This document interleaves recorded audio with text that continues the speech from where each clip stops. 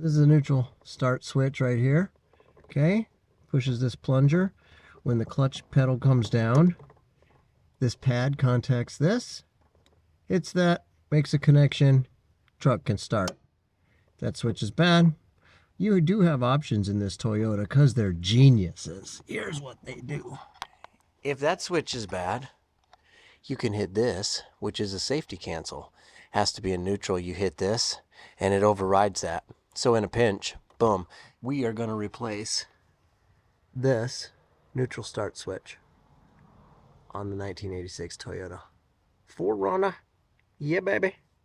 All right, so you just take yourself a wrench, loosen this up. Just loosen it until it comes out nice and easily, like that. Okay, so now it's loose, and now there's just there's a connection right there, male-female connection, that needs to come out. All right, there's not very much room in there, so you gotta kind of do it blind, but basically, there's the female plug that goes into it, and the female plug has a tab. You just press it, and what happens is it unseats from this right here, right there, and then you just pop it out. So now I'm just visually making sure that the whole switch assembly looks the same. Looks good to me.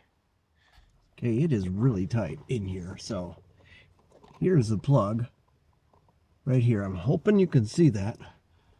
So I just got to plug this guy in here, but it's kind of a very difficult one-handed type operation. All right, there we go. So that's plugged in. Okay, so see this pad here, boom. This pad right here contacts the point that's mounted right there. So I'm just going to roughly mount it right now. Find that spot.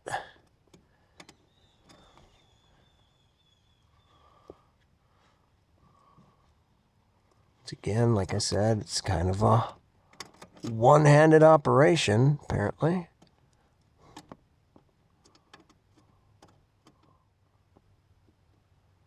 Okay. Now, I'm just going to depress it. I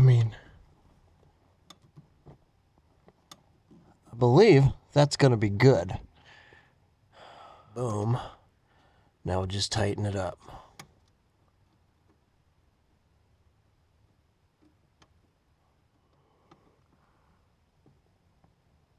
All right, make sure it's making contact. Moment of truth. Hey, yeah, baby. All right, Rattrap Productions, we show you how to do stuff. Oh, yeah.